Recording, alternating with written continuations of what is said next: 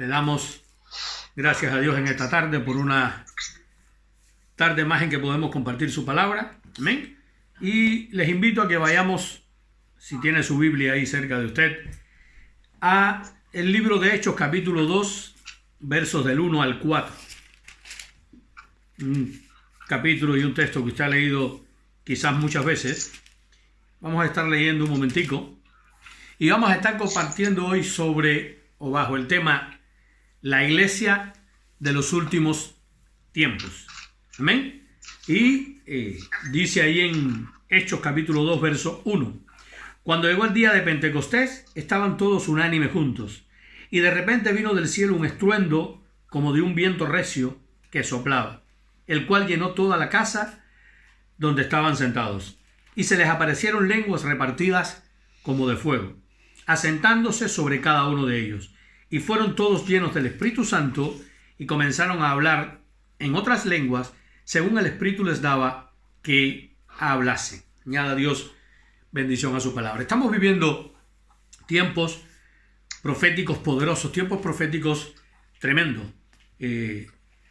Somos una generación que, por la gracia de Dios, tenemos la oportunidad de vivir tiempos proféticos de una gran importancia para la iglesia y para la humanidad. ¿Amén? Tiempos en los cuales el mundo vive incluso en miedo, en incertidumbre, donde constantemente la gente está bajo presión, la gente está pensando que mañana qué puede suceder en sus vidas.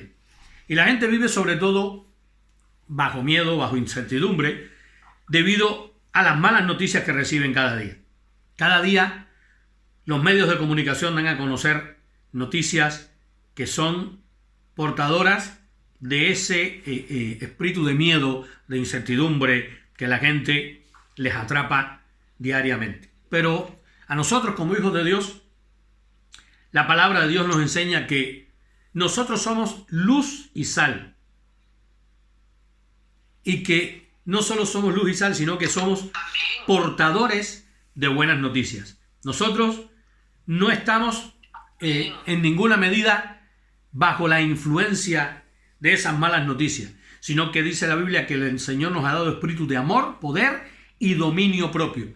Nosotros ante la mala noticia, ante todo lo que trae a la gente miedo e incertidumbre, nosotros sabemos que hay muchas cosas que van a estar sucediendo, pero que nosotros estamos guardados allí en la mano de Dios, que estamos, como dice la palabra, somos como polluelos bajo sus alas, que Dios nos guarda celosamente y pelea por nosotros cada batalla. ¿Sí?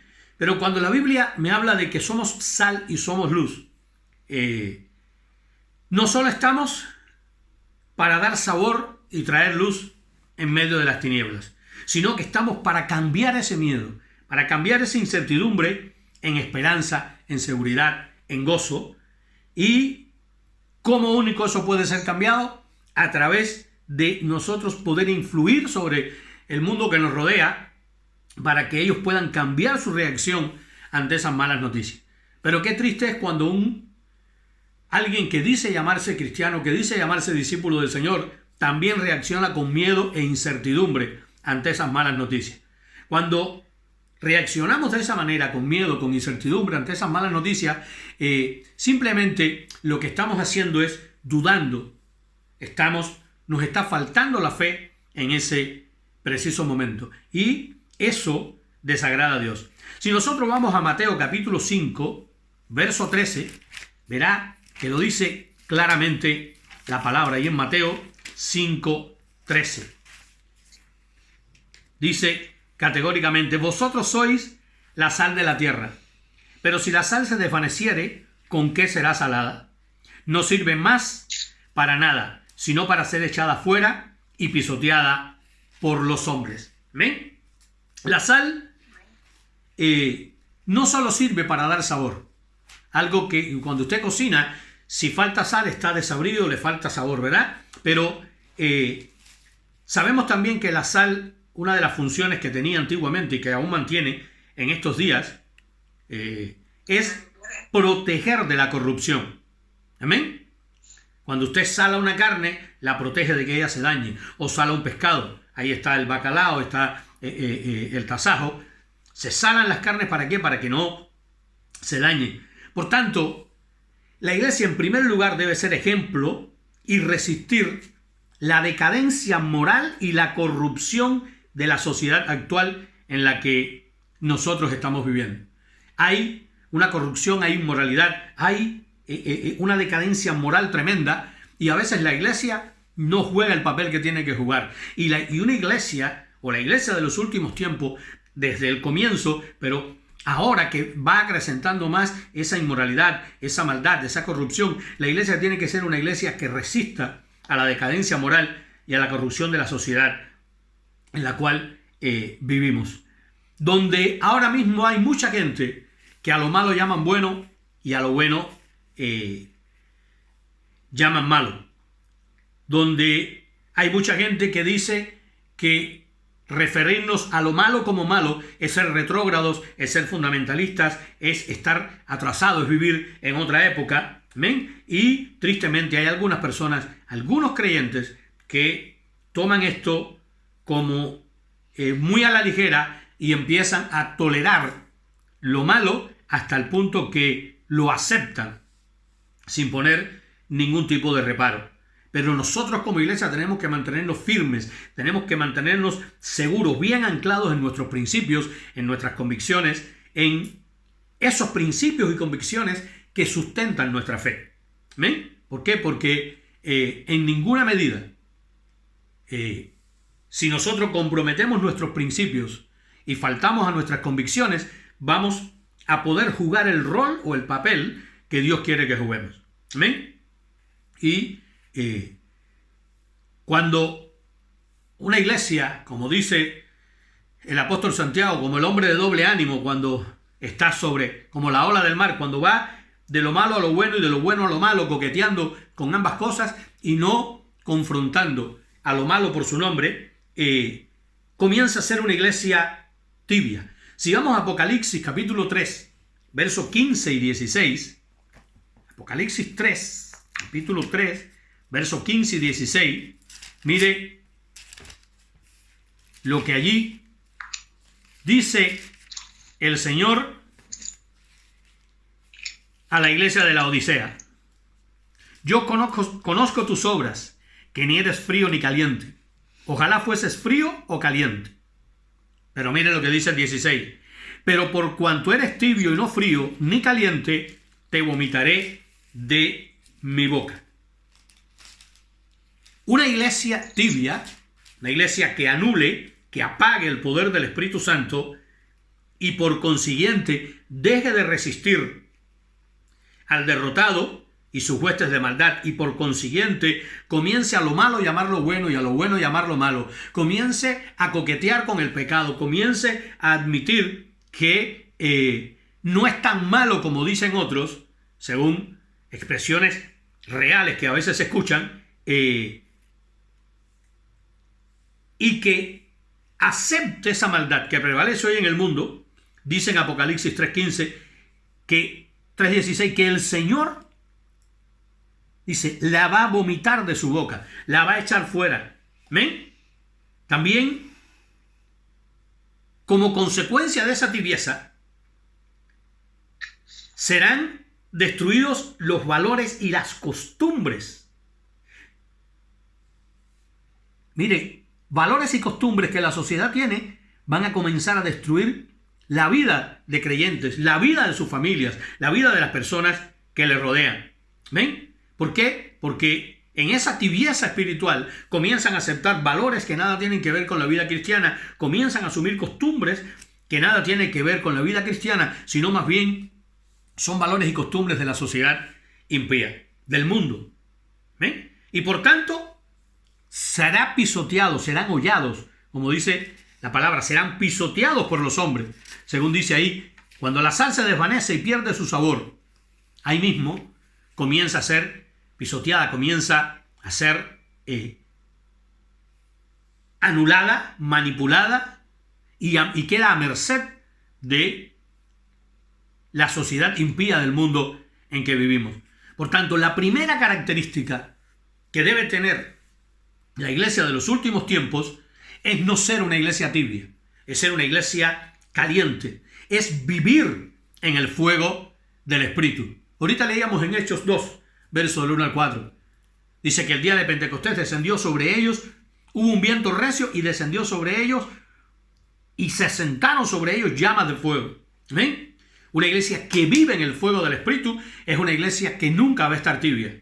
¿Por qué? Porque siempre va a estar avivada por el fuego del Espíritu. Lo único que puede avivar a la iglesia, escúchelo bien, lo único que puede avivar a la iglesia es el Espíritu Santo. Es el fuego del Espíritu Santo en nuestras vidas. No hay otra cosa que nos pueda avivar. Ahí no es como que ahora, acá yo tenía un poquito de frialdad y puse un calefactor. No.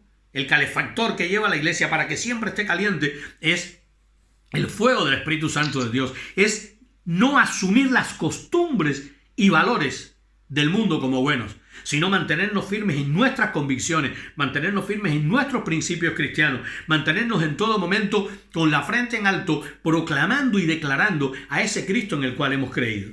Amén. Una iglesia tibia, un cristiano tibio, Dios lo vomita de su boca. Y hay mucha gente, tristemente, que hoy caminan en iglesias tibias, que hoy caminan sus vidas en tibieza porque no son confrontados por una palabra que les edifique, por una palabra que les lleve a una nueva dimensión. Gente que prefiere estar discutiendo temas doctrinales, de doctrinas que ni conocen, gente que prefiere estar juzgando y criticando antes que avivar su vida con el fuego del Espíritu Santo, antes que vivir sin asumir esas costumbres y esos valores que la iglesia ha asumido.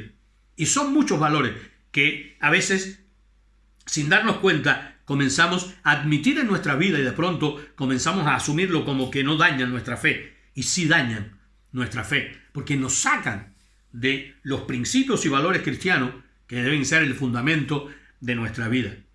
Sé que es bien fácil, es más agradable, atrae más personas, predicar un mensaje que llene los oídos de la gente y que no les confronte, sino que les diga lo que todos los demás te dicen que está mal, yo te digo que no es tan malo. Lo que todos los demás te dicen que no debes hacer, yo te digo que puedes en cierta medida hacerlo. Claro, cuando predicamos ese tipo de mensaje, la gente viene, la gente está conforme, pero no estamos preparando personas para que vayan a habitar en el reino de Dios y mucho menos no estamos preparando discípulos para que vayan a estar con el Señor cuando Él venga por su iglesia.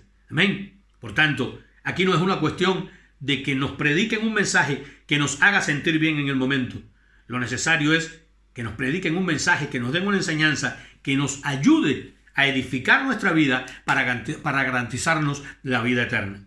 Amén. Por tanto, vivir en el fuego del Espíritu, no ser tibio, ser siempre caliente, no asumir las costumbres y valores del mundo como buenos. Esa es la primera característica que como iglesia debemos tener. Amén.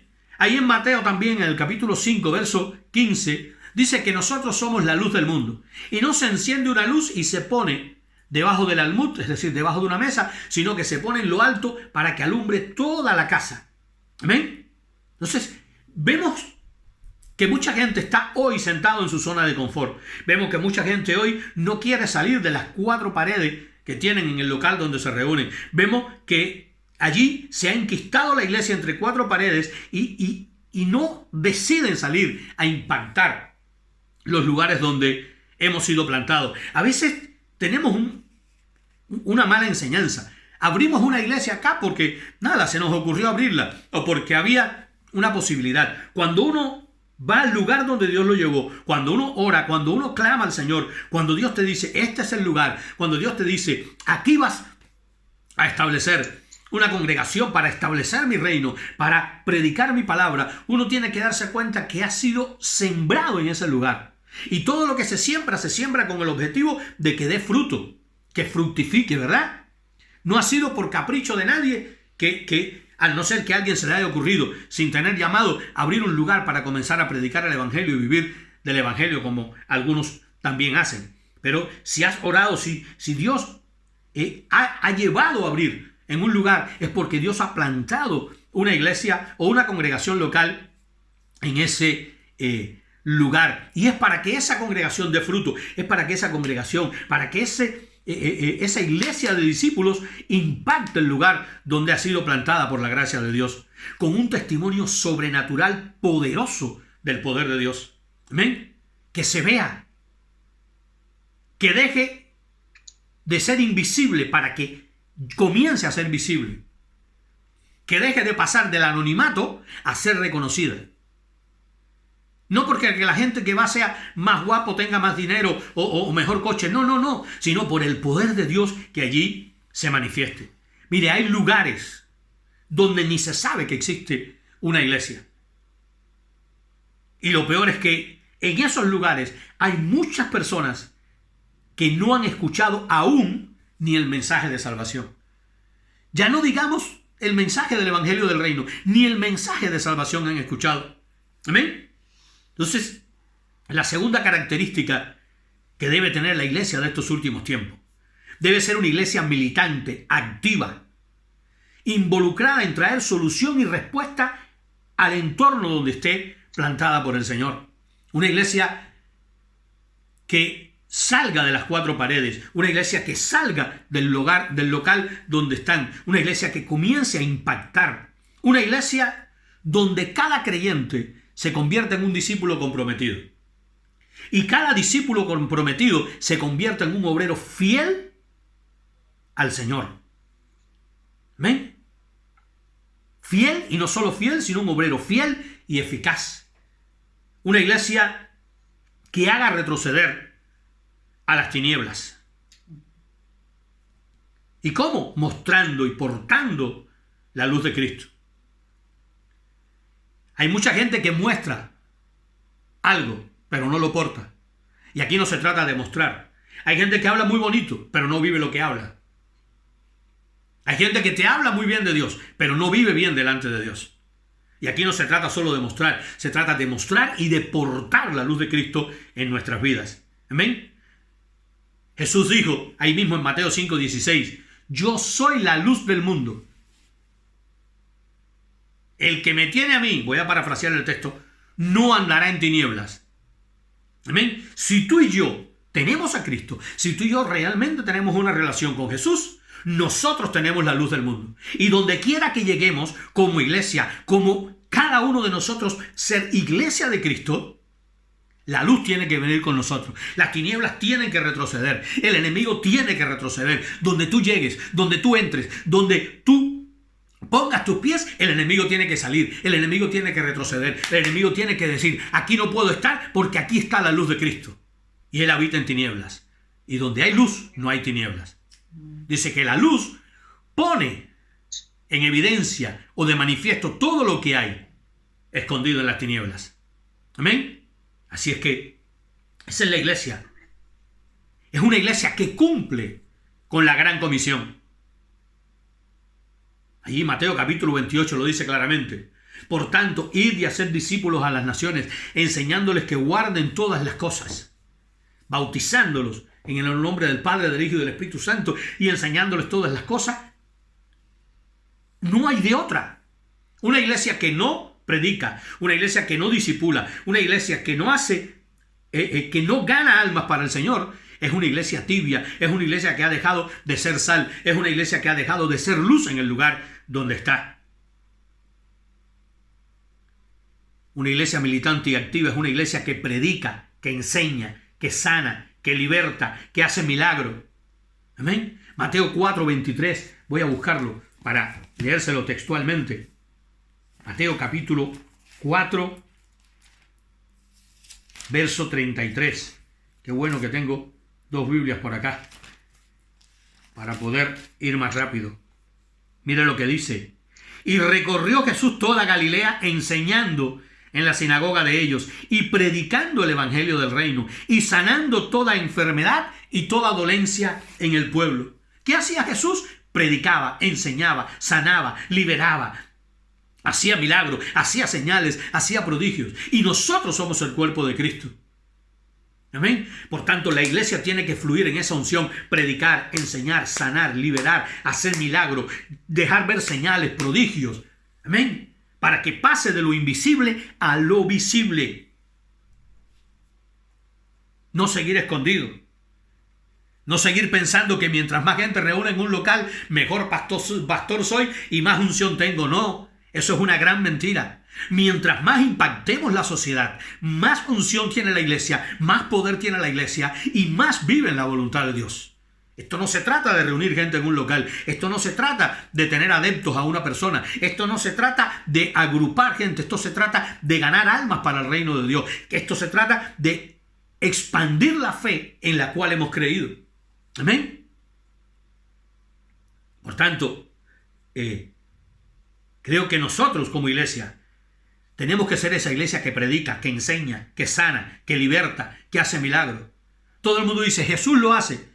No, la iglesia ha sido comisionada para predicar, para enseñar, para sanar, para liberar, para fluir en milagros, en señales, en prodigios, para fluir en lo sobrenatural. Para eso ha sido comisionada la iglesia. Amén. Por tanto, ser una iglesia, primera característica que dijimos fue ser una iglesia caliente, no tibia. Segundo, ser una iglesia activa, militante, que se involucra en traer solución y respuesta. Si vamos a Apocalipsis capítulo 2, verso 4, vamos a ver algo bien interesante. Y ahí está el Señor hablando a la iglesia de Éfeso. Y en el verso 4 le dice, pero tengo contra ti que has dejado tu primer amor. Recuerda, por tanto, de dónde has caído y arrepiéntete y haz las primeras obras. Pues si no, vendré pronto a ti y quitaré tu candelero de su lugar si no te hubieres arrepentido. ¿Amén? Has dejado tu primer amor. Y mucha gente empieza a sacar conclusiones y a reflexionar. Mire, tenemos que saber que no es suficiente para nosotros conocer la doctrina bíblica correcta. Tenemos que saber que no es suficiente para nosotros obedecer algunos u otros mandamientos que nos acomoden. Tenemos que saber que no es suficiente para nosotros adorar en medio o entre las cuatro paredes de la iglesia. Tenemos que saber que no es suficiente hacer alguna que otra obra. No. Cuando el Señor aquí le está hablando a la iglesia de Éfeso, les está diciendo, mire, ustedes han dejado su amor verdadero. Ustedes han dejado de amarme de todo corazón. Ustedes han dejado de amar mi palabra. Y como consecuencia de haber dejado de amarme de todo corazón, de que yo sea el centro de sus vidas y de amar mi palabra, ustedes ahora mismo se han alejado de mí. Y cuando nos habla de verdadero amor, cuando nos habla de ser Jesús el centro de nuestra vida y de amar su palabra, esto trae como resultado, ese primer amor, una devoción extraordinaria por Jesús. Esto trae como resultado pureza de vida. Esto trae como resultado amar la verdad de Dios. ¿Amén? Hay gente que dice que ama la verdad de Dios y vive según la mentira. ¿Amén? La tercera característica que debemos tener como iglesia en estos últimos tiempos es mantener vivo ese primer amor. Que Jesús y su palabra sean lo primero, sean el eje de nuestras vidas. Como dice el cántico, que sean el eje sobre el cual nuestras vidas giran. Amén. Si Jesús no es el centro de nuestras vidas, si el amor por su palabra no domina nuestros corazones, es que realmente hemos dejado de amar a Jesús. Recuerdo cuando comencé en la iglesia, no me perdía un tiempo de ayuno, no me perdía un tiempo de oración. No, era todos los servicios, iba tremendamente. Y a veces decía, pero ¿por qué si me pudiera quedar en casa? Pero había algo que me movía a hacerlo. Y en esos comienzos alguien predicó sobre el primer amor. Y un día le dije al Señor, Señor, no permitas que me pase como a los efesios, que dejaron el primer amor. Que tú seas siempre el centro de mi vida, que tú seas lo primero en mi vida, que yo ame tu palabra por sobre todas las cosas. ¿Amén? Y a veces ponemos por delante de Dios cosas que no lo merecen. Intereses económicos, dinero, bienes materiales, cosas que al final perecen. Como decía el apóstol Pablo, algunas de ellas perecen con el uso. No vamos a llevárnoslas cuando partamos de este mundo. Amén. Pero lo que hagamos hoy y el lugar que le demos al Señor en nuestros corazones como iglesia, eso nos va a garantizar una eternidad con Dios. Eso habla de sembrar para lo incorruptible.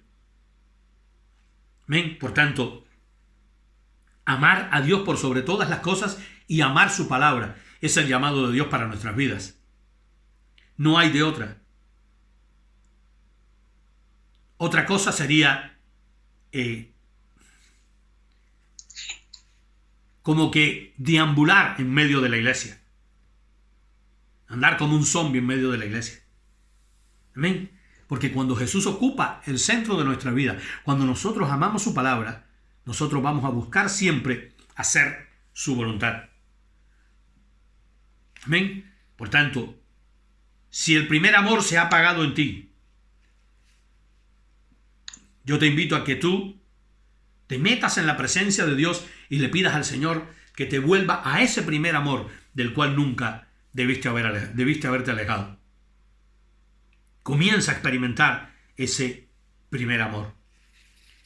Y ahí mismo en Apocalipsis capítulo 2, versos 14 y 15, está el Señor hablándole a la iglesia de Pérgamo. Y le dice: pero tengo unas pocas cosas contra ti, que tienes ahí a los que retienen la doctrina de Balaán, que enseñaba a Balac a poner tropiezo ante los hijos de Israel, a comer de cosas sacrificadas a los ídolos y a cometer fornicación. Y también tienes a los que retienen la doctrina de los nicolaitas, la que yo aborrezco.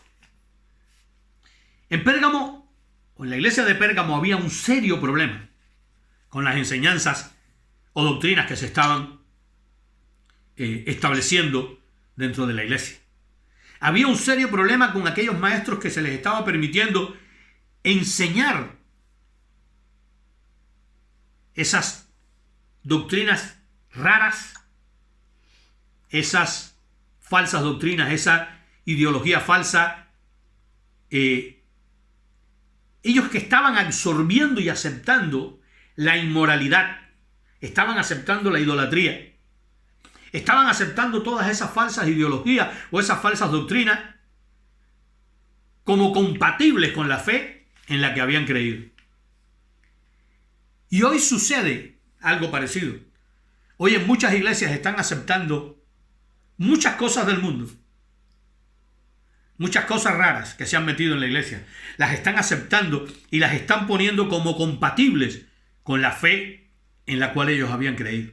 Por ejemplo, en Pérgamo, enseñar que la inmoralidad sexual era compatible con la fe cristiana era algo muy normal, cosa que a todas luces nada tiene que ver con la verdad bíblica ni con lo que Jesús enseña en su palabra. ¿Amén? Es decir, la iglesia estaba penetrada totalmente por el mundo.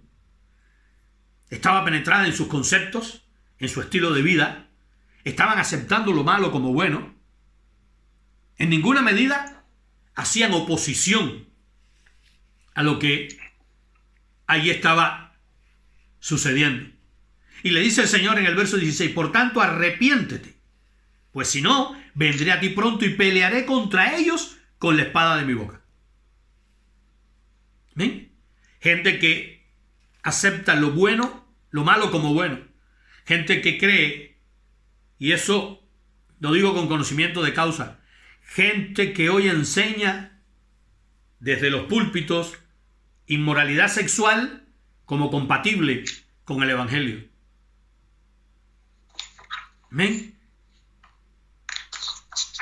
En su afán de reunir gente, en su afán de tener adeptos, en su afán de formar un club, más que una iglesia, comprometen los principios cristianos, comprometen la palabra de Dios.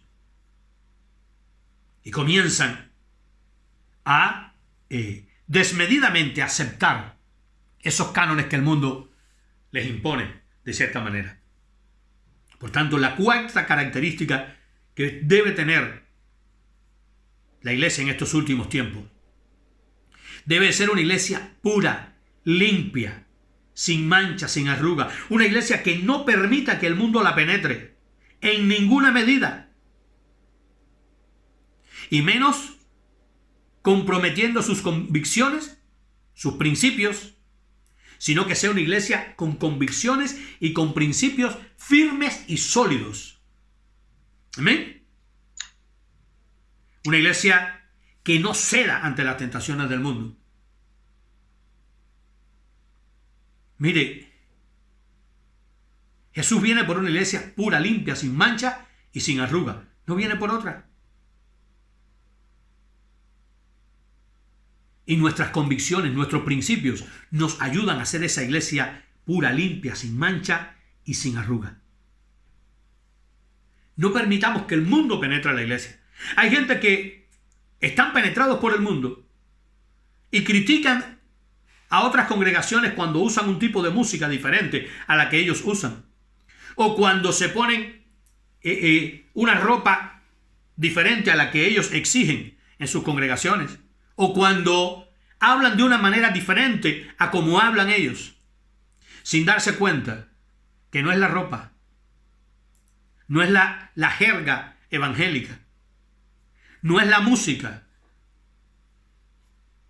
lo que nos hace más limpios, más puros delante del Señor, sino nuestras convicciones, nuestros principios no comprometidos. Eso.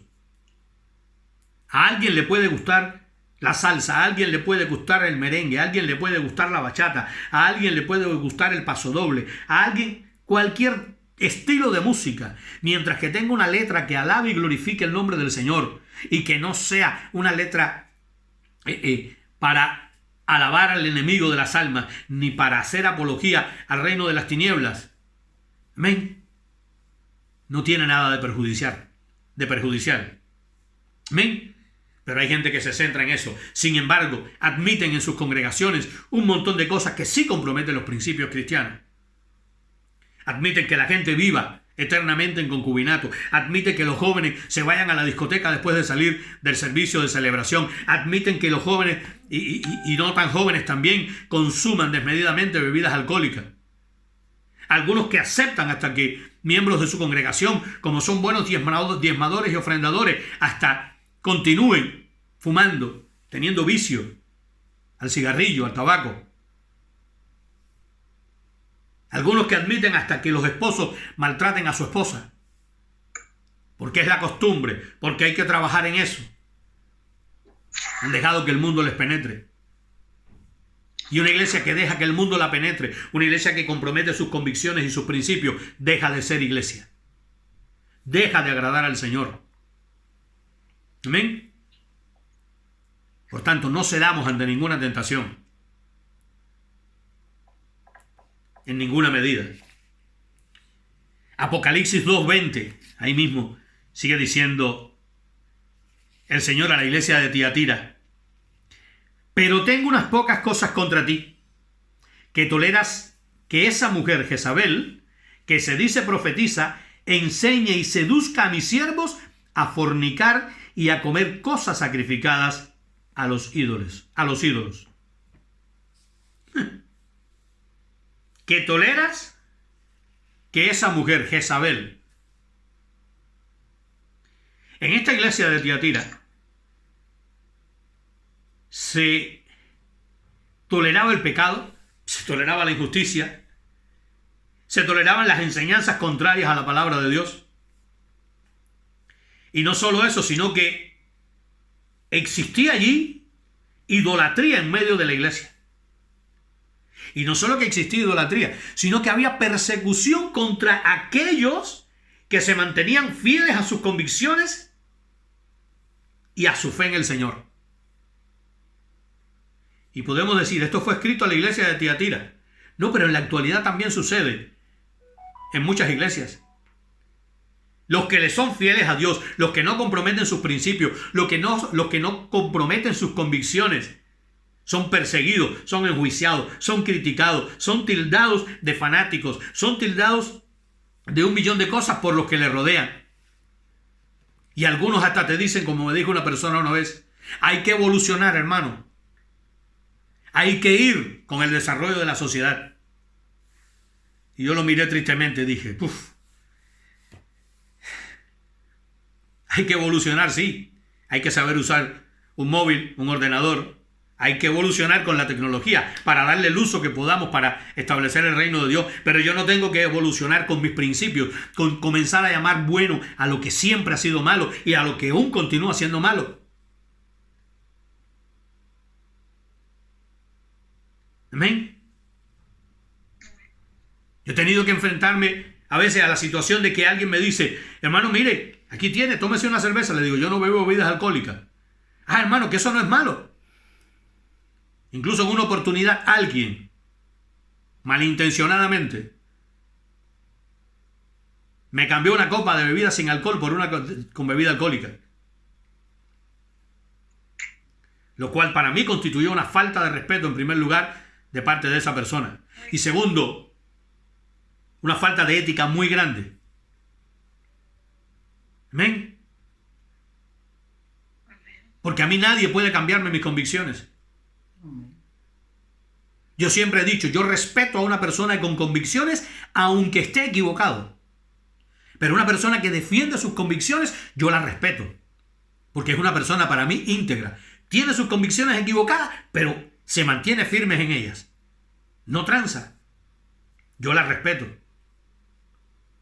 Ahora, a quien no respeto, a quien sus convicciones les da lo mismo que sean unas hoy que otras mañana.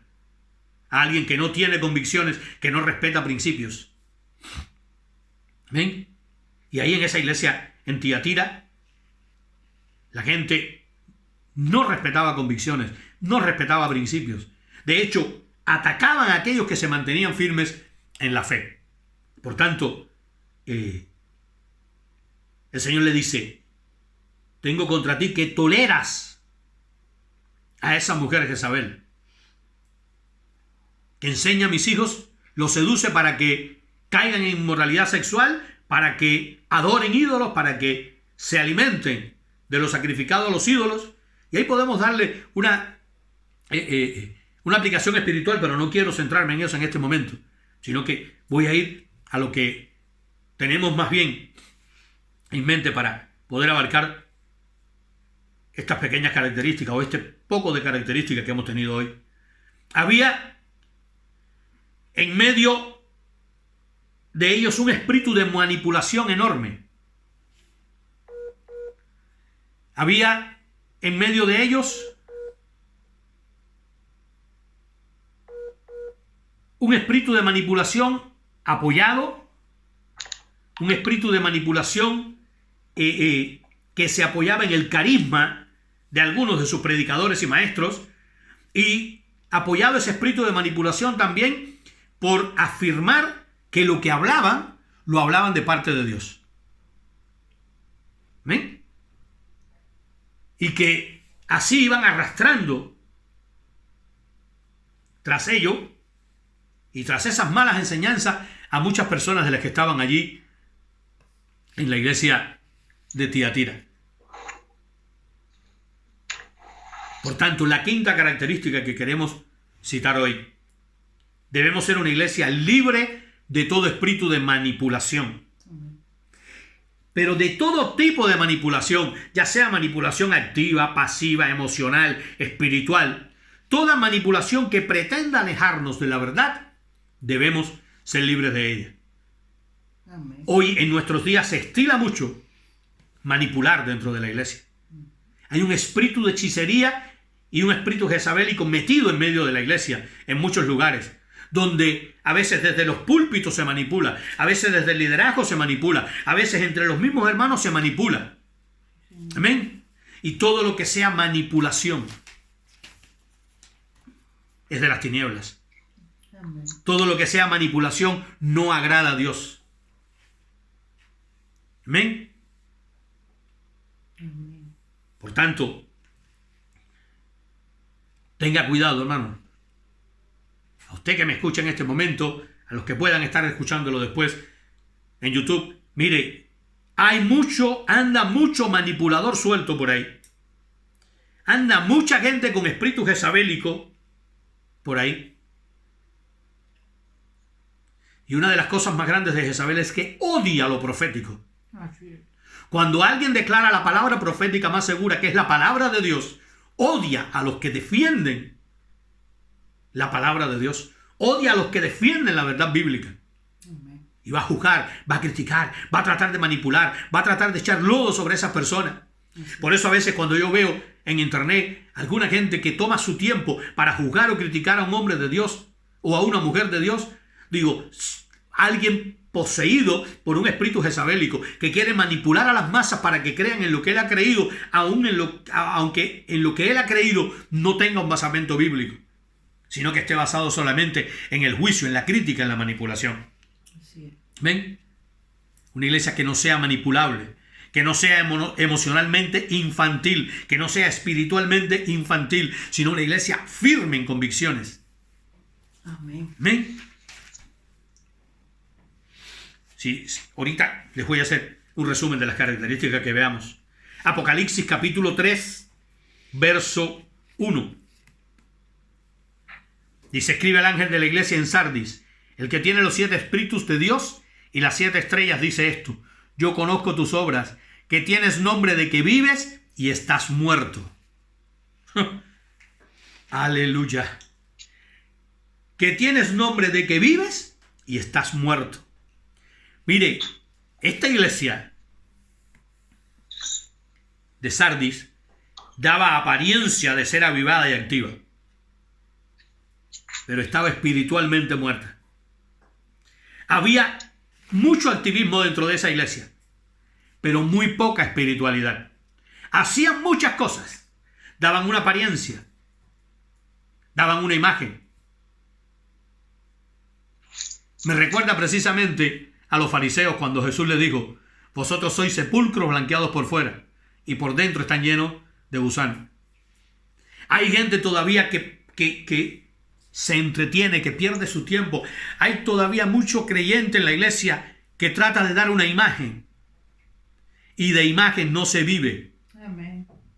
Dios conoce los corazones. Amén. A Dios le importa un comino tu imagen y mi imagen. Sí, Señor. Dios conoce los corazones. Usted puede empeñarse en tratar de demostrarle exteriormente a alguien que usted es de una manera, Así es. pero Dios conoce nuestro corazón y la última palabra la tiene Dios. Amén. ¿Amén? Por tanto, la iglesia de los últimos tiempos debe ser una iglesia enfocada y ocupada más en lo espiritual que en el activismo. Una iglesia que debe ser y no aparentar ser. Porque cuando una iglesia es, puede hacer aquello para lo cual fue llamada. Hay un eslogan bien viejo: primero hay que ser para después hacer. Porque usted va a hacer las cosas conforme a lo que usted tiene en su corazón, conforme a sus convicciones, a sus principios, conforme a lo que Dios ha dicho que usted es. Usted le ha creído y usted va a ser esa persona y va a ser conforme a lo que usted es. Debe ser una iglesia que fluya de manera poderosa en el Espíritu Santo. Una iglesia que esté en todo momento dirigida y guiada por el Espíritu Santo. A veces decimos: oh, el Espíritu Santo de Dios está aquí, nos está guiando. Mentira, son los hombres los que van guiando, son los hombres los que quieren hacer su voluntad. Y tratan de decir o culpar al Espíritu Santo a veces hasta de sus errores y de sus desaciertos. ¿Amén? Debe ser una iglesia ungida, respaldada por el Espíritu Santo. Amén. ¿Y cómo Dios nos va a respaldar? Solamente si vivimos haciendo su voluntad, solamente si vivimos rendidos a Él en todo momento. Así Dios nos va a respaldar, nos va a dar su unción. Que en fin, eso es a lo que se refiere unción, al respaldo de Dios en nuestras vidas. Jesús dijo: allí en la sinagoga: hoy se ha cumplido esta escritura. El Espíritu del Señor está sobre mí, me ha ungido el Señor para dar buenas nuevas a los pobres, para sanar a los quebrantados de corazón, para poner en libertad a los cautivos, para predicar el año agradable del Señor. Amén. Para eso está la iglesia. Para sanar al quebrantado de corazón, para traer libertad a los cautivos, para dar buenas nuevas, para consolar a los afligidos de corazón, para restaurar familias, para restaurar ciudades, para restaurar naciones. Pero hubo un momento en la historia que la iglesia se cerró entre cuatro paredes y dejó de cumplir el rol para el cual fue llamada. Dejó de ser luz, dejó de ser sal, comenzó a vivir para sí. Algunas estadísticas hace unos años atrás decían que la iglesia se gasta en sí misma el 80% de lo que recibe.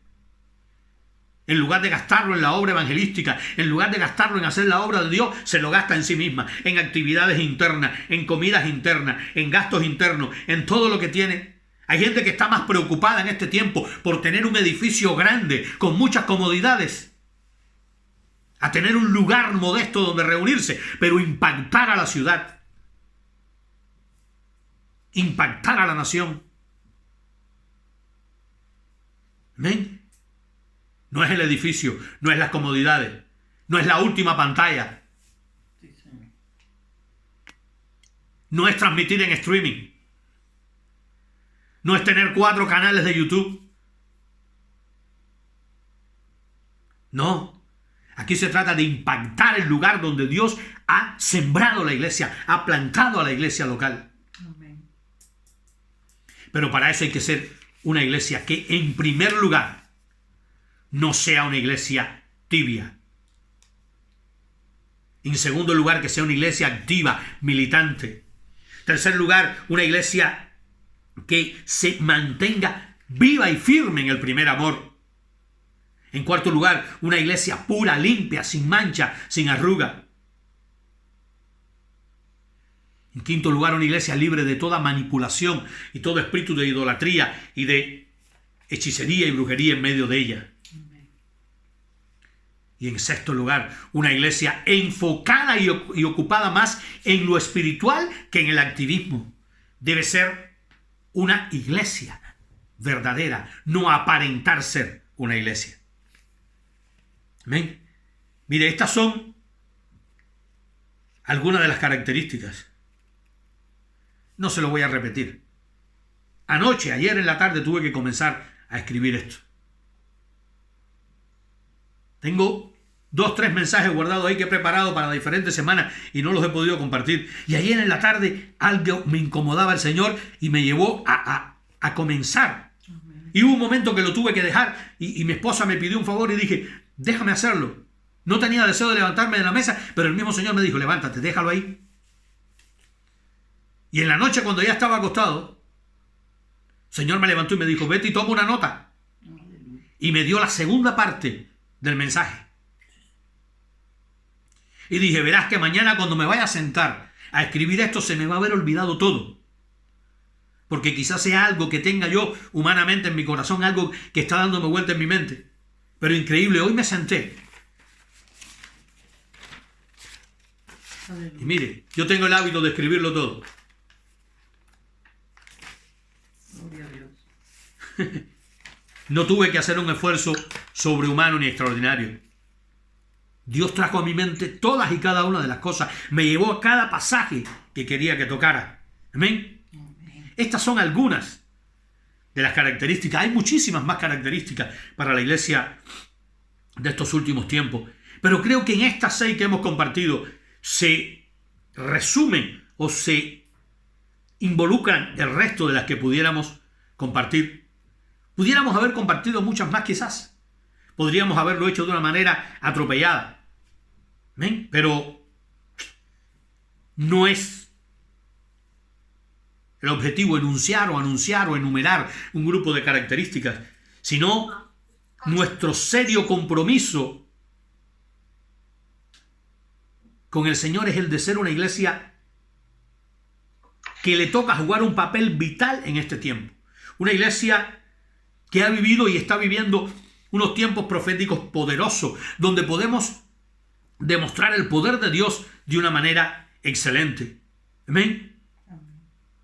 Y le damos gracias al Señor por este tiempo en que nos ha tocado vivir.